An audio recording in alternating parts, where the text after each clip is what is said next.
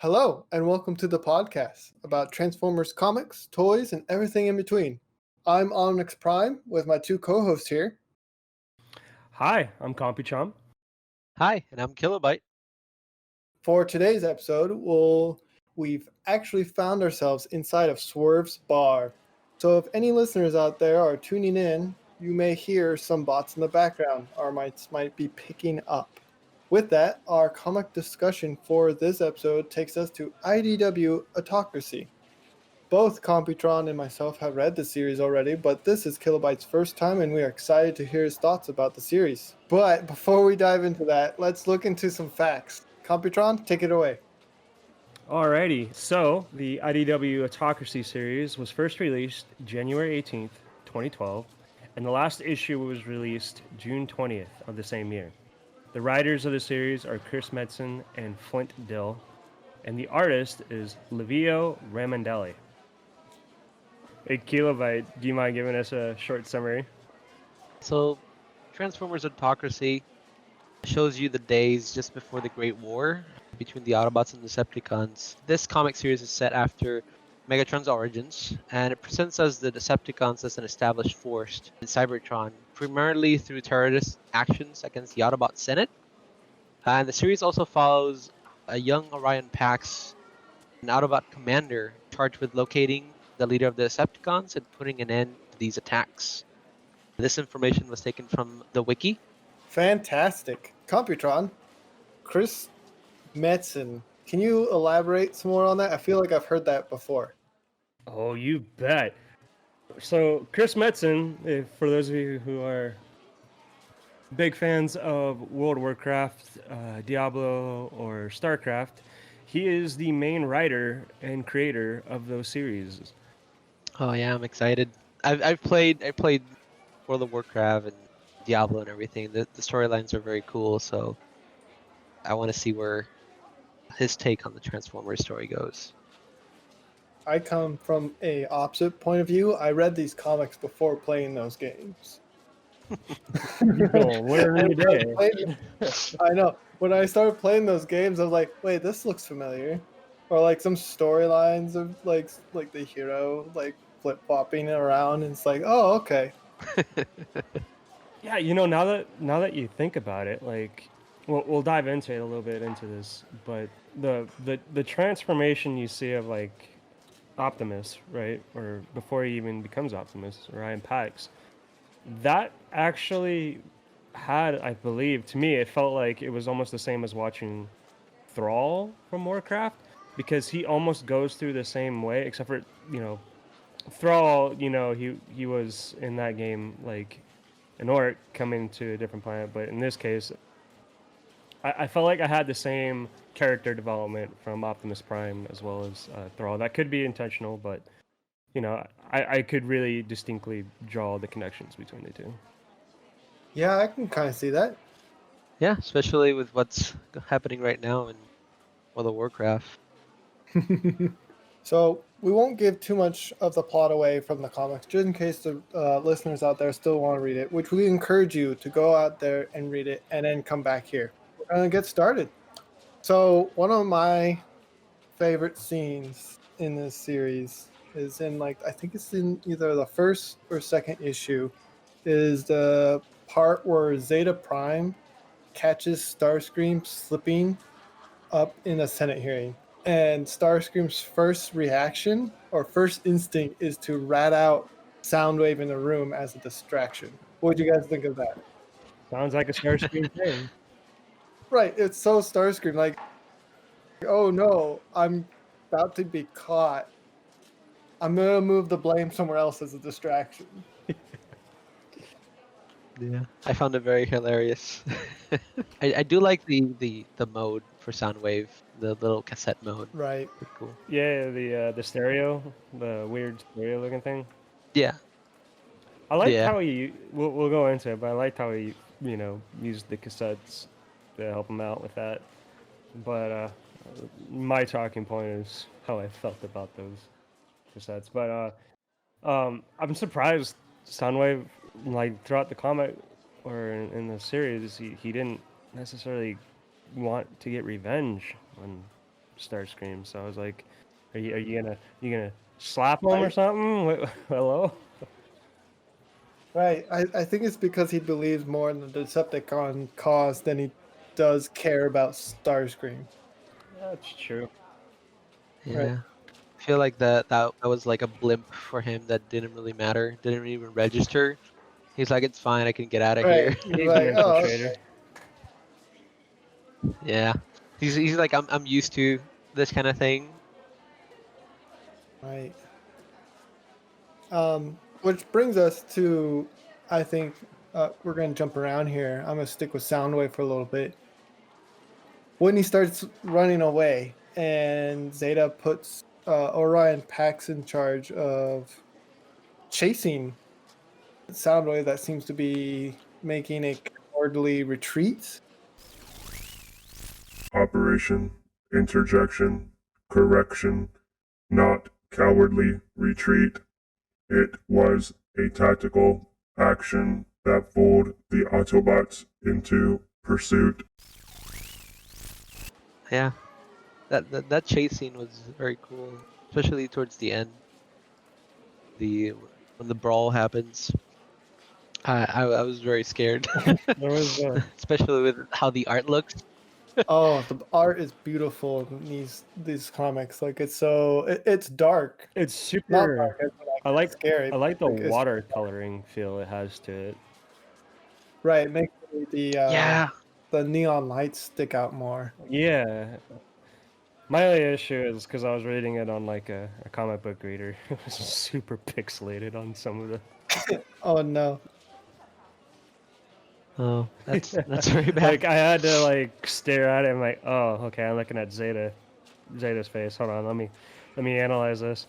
And then there was just some scenes where I was just like, oh, this is beautiful. This is gorgeous.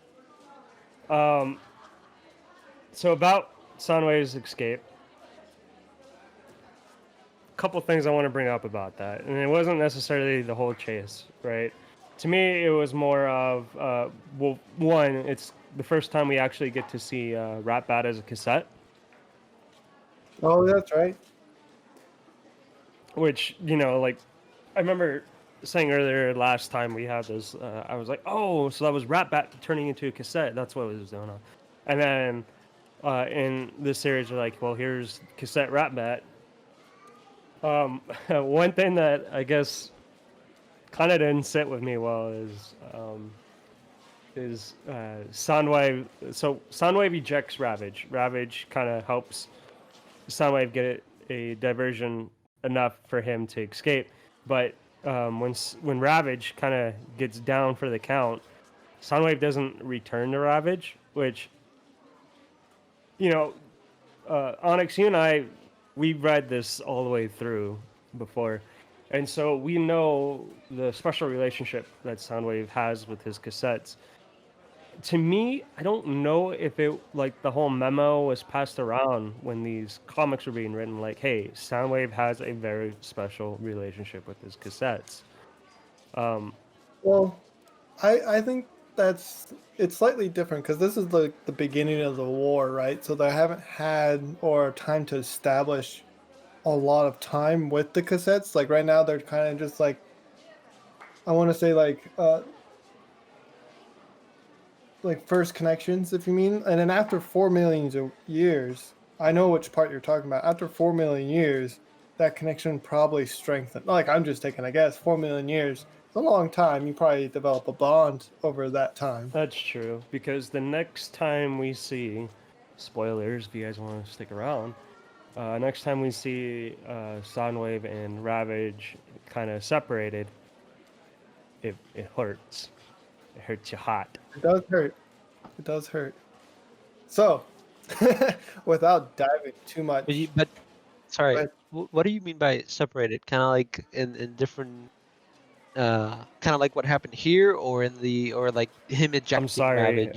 It'll be him ejecting Ravage, but it'll be him ejecting Ravage. But I'm not gonna give you anything else other than I'm keeping it Okay. ambiguous. No, just because yeah, no, because where I'm at, the Ravage and Soundwave are also separated. But Yeah, we're it's we're just gonna gonna keep it ambiguous. just So okay. let's talk about some of the designs. Kilobyte, you like a lot of the designs. You want to talk about that? I do. I do like how they made Set of Prime's design. I like his face mask. Gives kind of like a Cybertronian knight feel to it, and I feel like this is kind of what inspired the Cybertronian knights from the Michael Bay movies, because they do have some similarities to it with the shield and the swords and kind of like the armor to it. Yeah.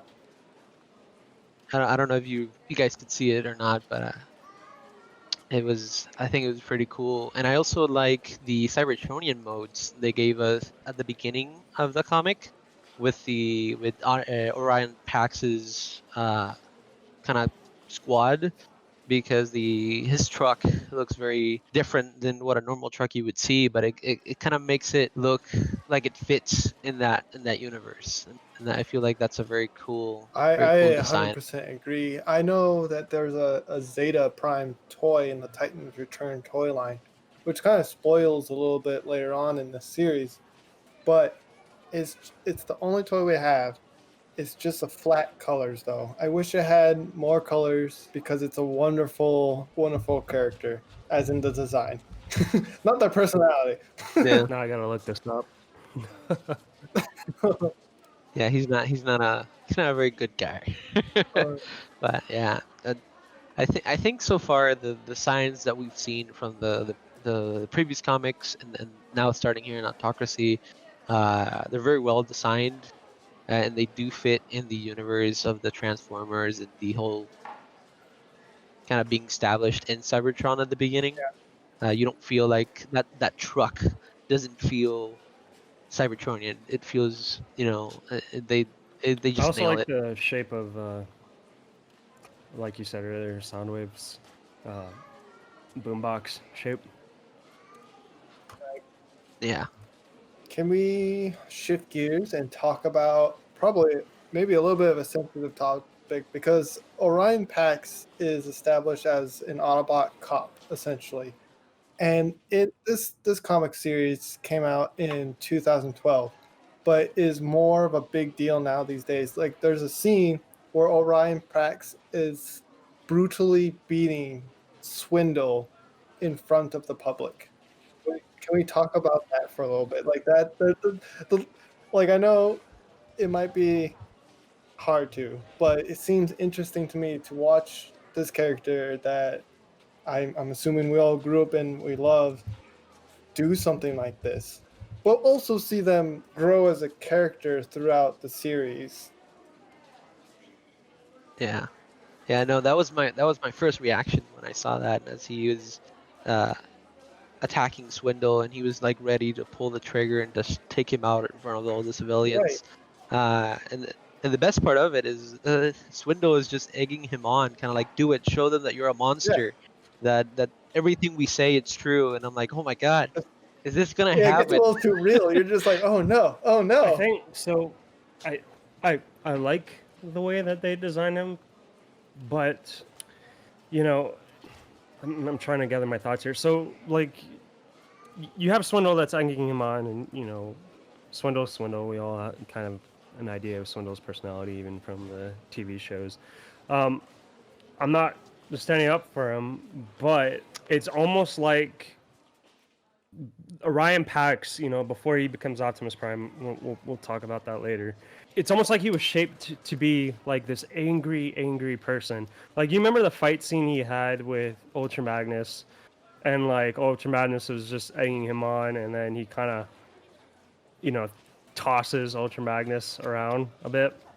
Oh, when they were sparring. Yeah, and like it at that moment, you kind of feel like everything he's doing is anger based, because you have the chase with Soundwave that he, even though being told that, hey, this is going to be a trap, he's just like, I don't care, and he goes into it headstrong. And obviously that's probably a trait he keeps throughout the series, that he's a headstrong kind of person.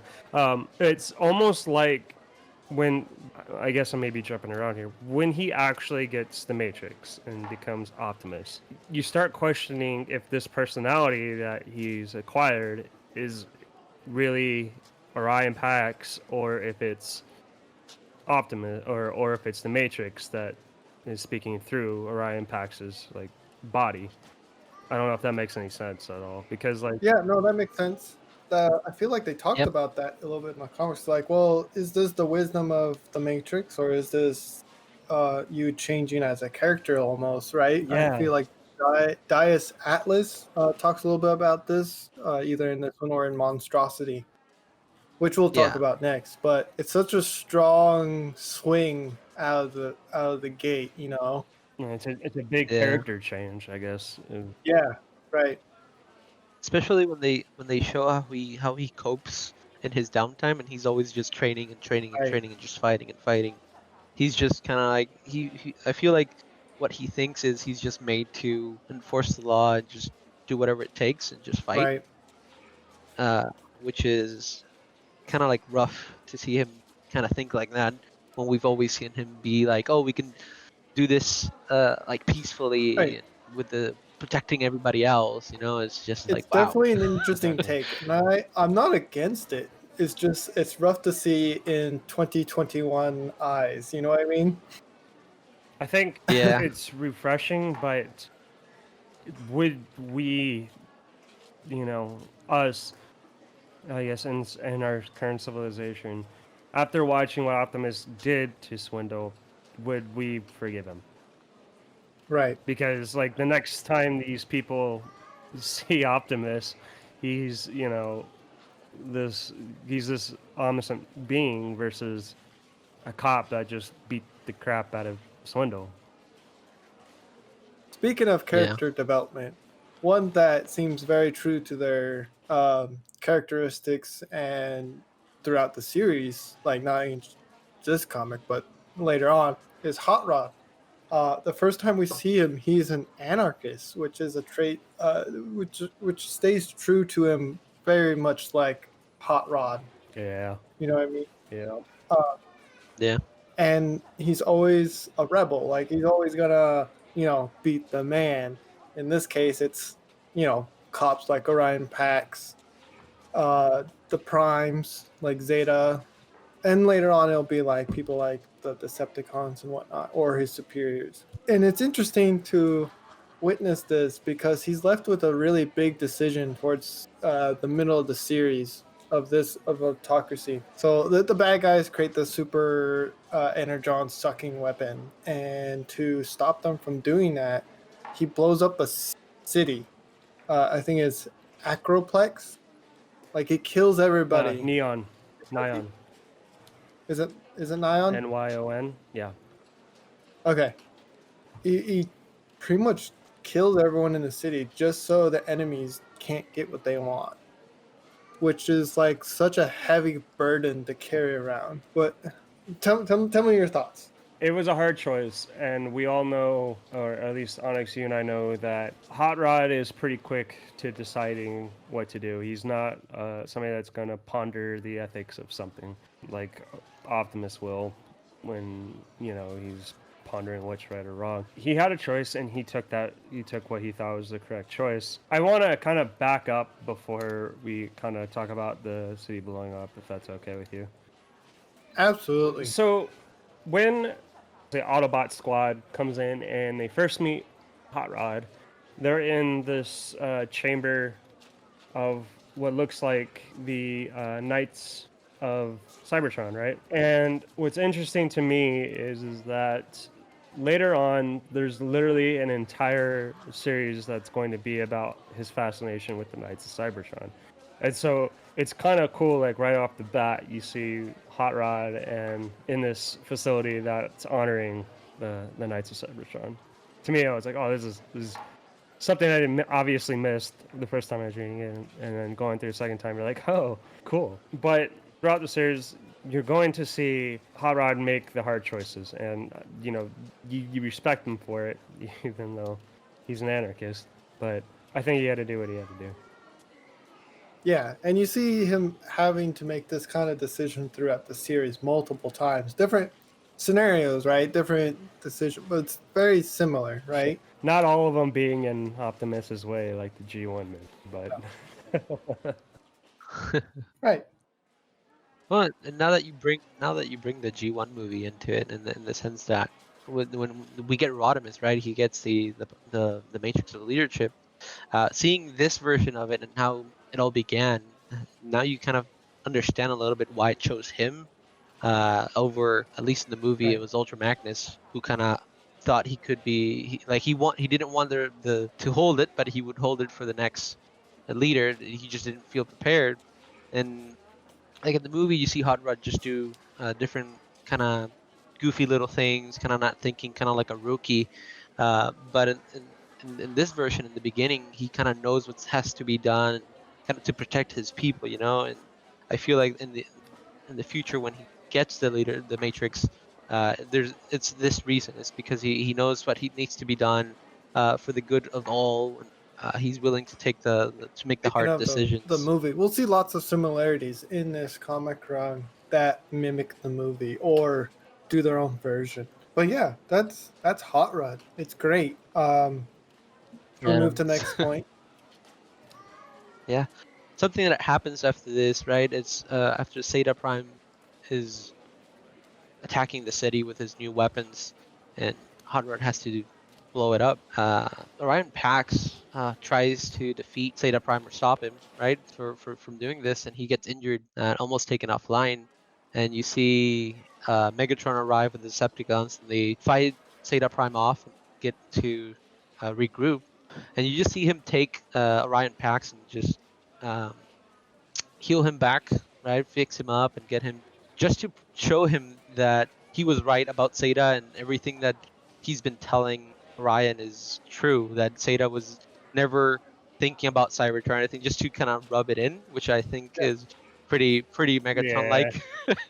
Oh, absolutely. And this might just be a personal thing, but I love when Megatron and Optimus have to team up against a common foe. I don't know if that's just an me thing, but it gives me chills. It's like your two favorite characters finally getting together on screen to do something together. I don't know. What's your guys' thoughts on that? No, I like the team ups. I always like it when they have a common enemy and they link up together. And that fight was awesome between all three of them. It's a pretty good fight. It's drawn, but executed. It's it just was very That's good. perfect. ended very very shortly. Oh, absolutely, because it's Megatron, right? Yeah. When Megatron and Optimus finally team up and do a joint attack, I want to say I love that Megatron's the one that deals the killing blow, because Zeta takes, like, he tosses Orion Pax because he Yeah, essentially he rips trained his him, arm right? off. Right. He essentially trained Orion Pax, knows his moves, tosses him like a tin can, and then Megatron comes up, which is the wild card with the group, and he's the one that takes out Zeta by shoving his fusion cannon under his chin and just blast. It's just beautiful art. It's gorgeous. I love it. It's You can poetry. tell Megatron had like more experience, right? Because he comes from the gladiator pit. Yep. Exactly. He knows how to fight dirty. Yeah, and I'm assuming he's used to bigger opponents, because Zeta Prime is way bigger than Megatron. So he knows kind of like where the weaknesses are of being such a massive bot. And then again, this is come back to the first comic where Starscream says you swing a lot with your right, so here, have a cannon so you can compensate for that. Yeah, fairness is something the other guy has to worry about. Yeah. Yeah, I was gonna say the same thing. So good. I love it. If I could have that panel as a giant poster board, I would. Just that scene right there. Perfect. Mwah. Super good. And then Megatron blows up Optimus or Orion. I think. Yeah, right? We can all Yep. see that coming, right? We know Megatron. We can see that coming. But it's perfect. Like the way he does it Yeah. too, right? uses him as an example and tosses him off of a building where he falls and falls through layers of Cybertron, right? Is that what Yep. happens? Yeah, kind of to the core Which or so. in itself, he finds the Matrix, Yep. right? Hmm.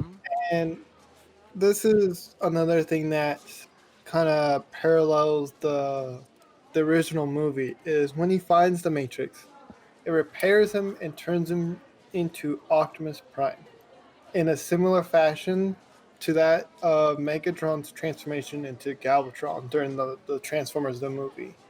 And I thought that was like another clever way of be like, I see you. We see this movie. Here's another way we can do this without bringing Galvatron in yet. And I thought it was great. I don't know how you guys feel. Tell me, Kilobyte. I want to know your thoughts, all of the thoughts. Yeah, you're the new guy. I like the whole scene, but I also like seeing the transition throughout that run, because we start from Orion being this police officer that kind of has kind of anger issues, was willing to kill Swindle in front of everybody, to finally receiving the Matrix and then kind of transforming in kind of like a rebirth, and kind of seeing that there's the way he was doing things was wrong, and now that there's a new way we can end the conflict and everything. I just I love it all.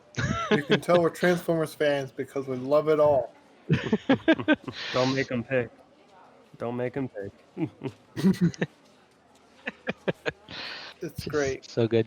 Another thing that I think we should touch upon is the scene where it's a little bit later, and we can jump around a little bit, right? Is another scene that mimics the movie is when Optimus confronts Megatron towards the end. Hot Rod is there again and does the same thing he does in the movie, but instead of being held as a hostage, he does the smart thing and transforms and gets out of Megatron's grasp, allowing Optimus to take the shot, which I thought was like a little nod. As like, yeah, that makes more sense. Versus getting in the way, right?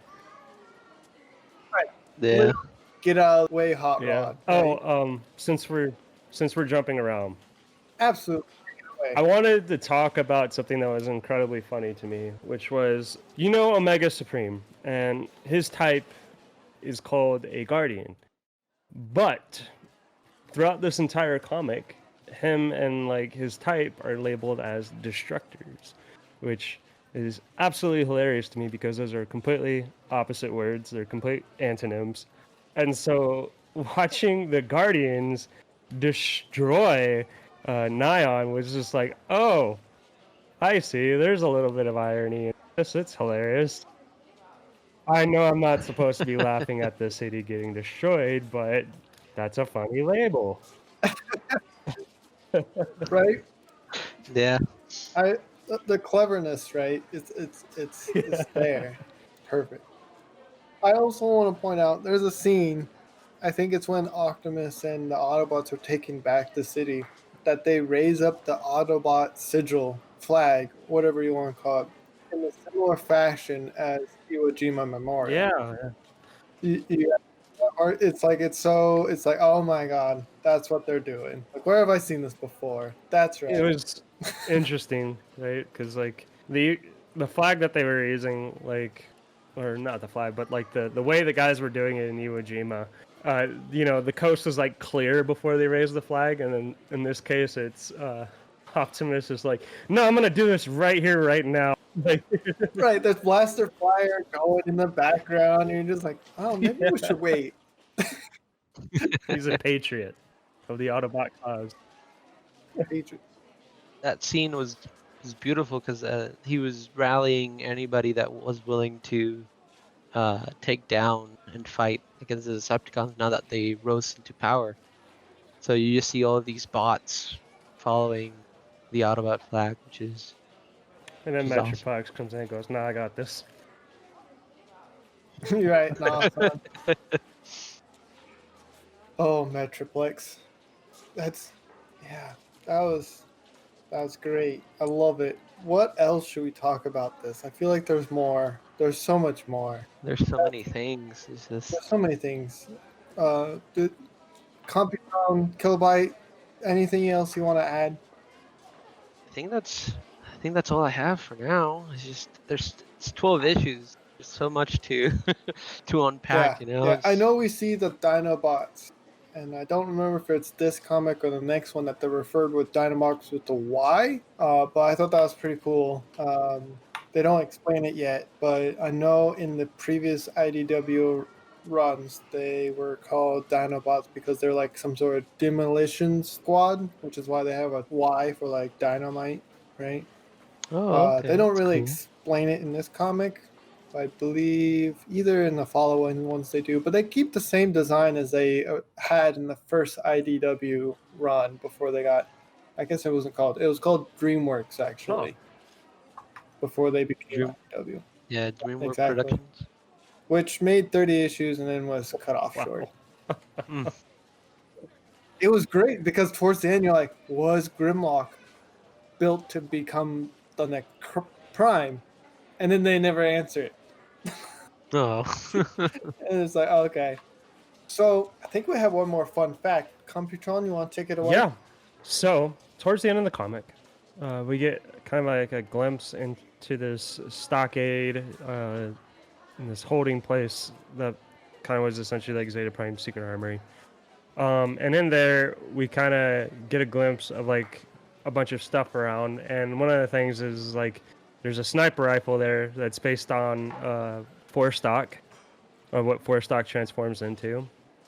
We get a peek at a Retgar spiked shield and axe. We get an Alicon staff, like staff slash pickaxe, and one of the movie Optimus Prime's built-in like arm sword thing, and then we also get a sculpture of Unicron's head. But later, like towards the middle bottom, like bottom right ish, there's something that looks like an Infinity Gauntlet. That's right. It's Could be. interesting. And later on, I believe there's a tie-in comic with the Marvel the Marvel comic book runs with Transformers, which is what I'm guessing was a nod to. Okay. Huh. Like, It's not really a part of this continuity. You can read it or not read it and have the series still make sense. yeah. Yeah, it's one of the odder things. I never saw that the first time reading through, but when I read it again, I was just like, damn, Yeah, it's right there. pixelated for me. And like, I looked at it, I'm like, oh yeah, I can see it because it's kind of like hand shaped to look like a finger snapping. Yeah.